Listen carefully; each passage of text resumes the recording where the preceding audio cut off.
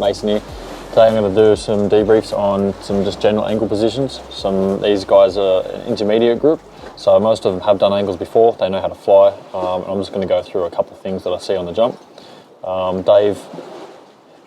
Dave Heady's leading this. You can see he's the one here. I'm using a 360 camera, so we should be able to get zoom in and out and see a fair bit of this footage to make it quite helpful for you guys to understand some of the typical things that people do when flying on the ankle. Okay, so typical thing you can see here is the arms holding with your hands, trying to grab the wind. Okay, so although this is good for controls, you can see it also starts slowing them down a little bit as well, because it's causing anything with drag, anything with pressure is causing drag, it's slowing you down. You can see here his arms are quite back, and he's steering more with his shoulders rather than his hands. Okay, back here, Ellie's got her arms back as well, but you'll see later on her knees are bent up, just like the person over here. Okay, so essentially what's happening here, they're air braking with their chest, and the knees, the shins are out of the equation. So you really want to have these shins into the wind, just as you can see here with a leader, his shins and torso at the same pitch. Okay, if we keep playing, let's spin this back around for you. Keep playing.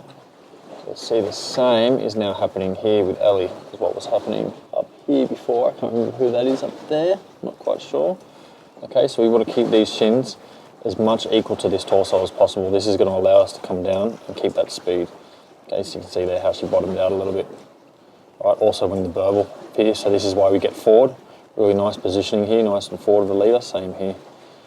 Ooh, on the back, so she's a little bit too far forward. We want to have the horizon back down here. You're going to see a couple more jumps where people are in the correct positions. So I'm trying to get her attention. You can see how she's bringing the knees up, but the shins aren't exposed.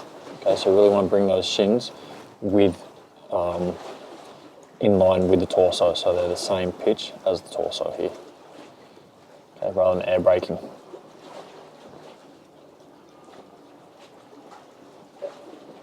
See what I mean? Just there, boom, boom, perfectly in line.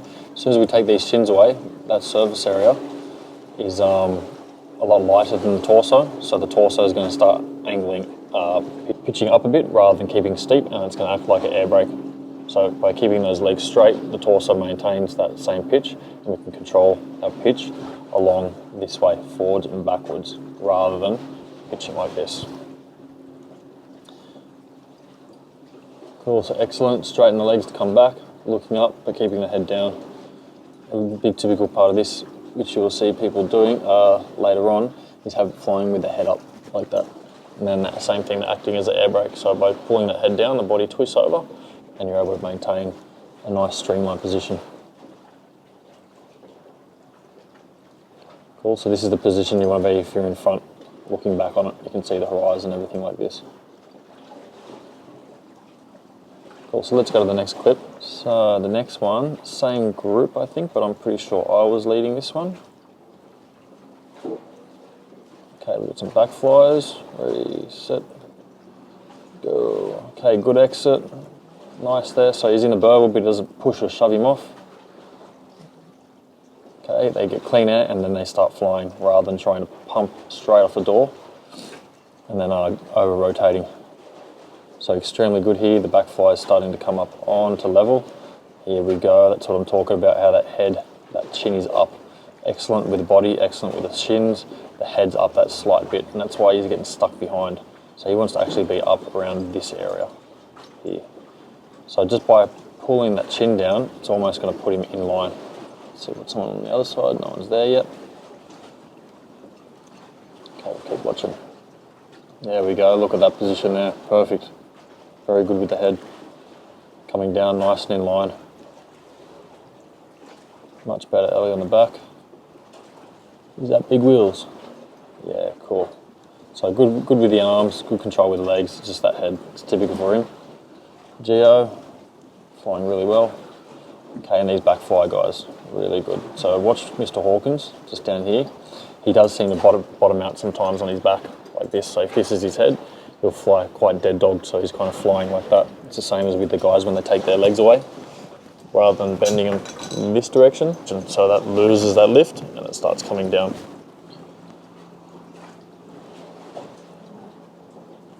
So you'll see here, Joshy starts overshooting. Dead dogs almost comes through the formation, so you really don't want to. The reason he started coming up is because the shins, the legs were back, and he hooked them. Okay, now his torso has changed pitch compared to the other guys. So because we're still moving forwards, he's changed his pitch this way, and it's caused him to come back and almost through, or not almost, and through the formation. Just missing out on coops here. There's 2 coopses. So, yep, back on level. We want all the back flyers around this level here. If they start going forwards, they're going to start burbling each other, hence what happened to Joshy just before. As he come forward here. So it's really important to stay on level exactly where he is now, rather than trying to shoot forward. If you're going to shoot forward rather than dead dogging, think about widening the body. Okay, so you can widen the arms out, just like a star jump shape. If you kind of dead dog, you maintain that speed, or you flatten out and the speed maintains forward, and that's where this exact thing can happen. Cool. Ooh, so he almost bottomed out there. Or not almost, he did, came through the formation. All right, so let's look at these belly flies again. Ooh, no one's on level. Where are they all? So they're all off level. We want to see those guys around here on the belly, not around the back. Okay, they should be right up on level. Should essentially see that, like myself here, say that's the leader on the belly. This is the same view you want to have.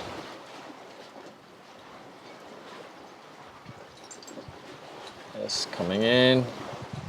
Good. So his legs are a bit wider there to get on level a bit more. Rather than thinking about straightening, think about closing those legs. That's going to take that surface area away from the side, because this part here, let's see if we can do it, this part here on the shins or on the thigh is what's slowing down. So not by straightening, but by closing. It's going to give you that little bit more extra ability to speed up and get on level. Same as the back fly, as you can see, closed legs. Yeah, nice. Hawkins gets back on his belly with no worries. Perfect typical position here. Excellent. Really good. Let's see that from this angle. Yeah, solid. Heads down in line with the torso. Shins exposed to the wind. Very similar pitch to here. You can see similar pitch to the arms. Okay, that's what we're looking for. Nice work. Yeah, killing it. So really good. So a couple of typical things there that generally happen. We'll go to the last jump now. So I lead this one as well. It's on sunset. So it's a lot better than the last couple. You can see their positions have all adapted. This is the last jump of the camp. There we go. So this is something that happens a fair bit on exit as well. You can see here the person getting out from inside the door, Nate, she's not really even looking at the leader yet. Okay, so she's kind of looking down. So you'll find the awareness is key. If you're just looking at the leader, you'll find this won't happen. So now we're tumbling. Okay, tumble, go with it, don't fight it, just roll.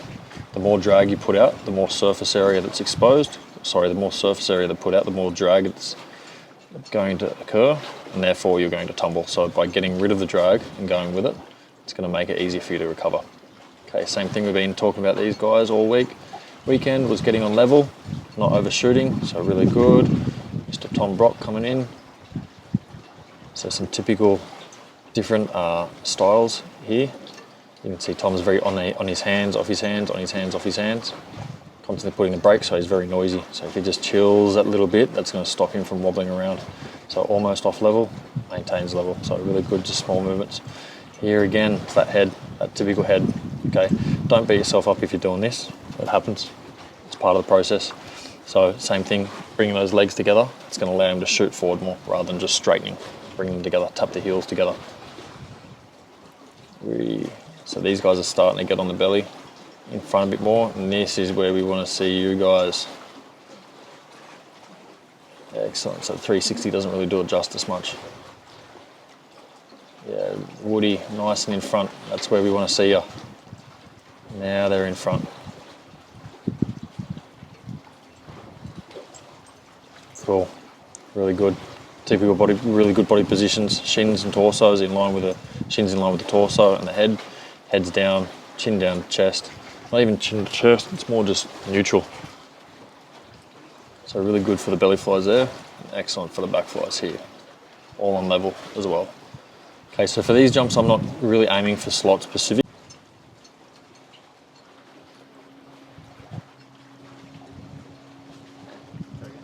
Cool, so I hope most of that was understandable. And yeah, thank you for watching. Cheers, I'll be putting some more up soon. A bunch more on layouts and head-up angles and stuff like this. So stay tuned for more of that. Plus, I will be doing a bit more on basic angles, maybe some more positions and things like this.